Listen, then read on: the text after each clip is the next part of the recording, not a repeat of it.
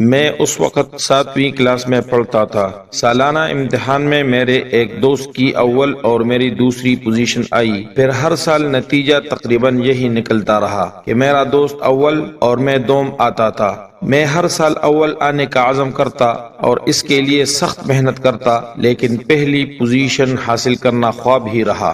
ان دنوں میں سخت محنت کر رہا تھا کہ ایک ماہ بعد سالانہ امتحان شروع ہونے والا تھا۔ امتحان سے 10-12 دن پہلے میری والدہ کو ہارٹ اٹیک ہوا اور ان کی طبیعت زیادہ خراب ہو گئی۔ ان کا علاج شروع کر دیا گیا، لیکن ان کی حالت دن بدن بگڑ رہی تھی۔ مجبوراً ماں کو ہسپتال میں داخل ہونا پڑا۔ والد صاحب کے لیے اتنے دن دکان بند کرنا ممکن نہیں تھا، اخراجات بڑھ گئے تھے، اس لیے مجھے ماں کے ساتھ ہسپتال رہنا پڑا۔ ان کی خدمت بھی کرتا اور ان کے آرام کے وقت امتحان کی تیاری بھی کرتا۔ جب امتحان شروع ہوئے تو امتحان کے وقت میں اسکول جاتا اور والد صاحب دکان بند کر کے ماں کے پاس آ جاتے۔ ان دنوں میرے امتحان بھی ہو رہے تھے۔ انہی دنوں ڈاکٹر صاحبان نے بتایا کہ والدہ کے دل کے 3 وال بند ہیں اور حتمی علاج آپریشن ہے۔ آپریشن 2 دن کے اندر کرا لیں۔ میرے والد صاحب نے رقم کا بندوبست کرنے کی کوشش کی، لیکن اتنی رقم کا بندوبست نہ ہوا۔ میرے والد صاحب نے ڈاکٹروں کی بہت منتیں کی کہ آپریشن کر دیں، میں بقایا رقم دے دوں گا، لیکن انہوں نے انکار کر دیا اور ہم ماں کو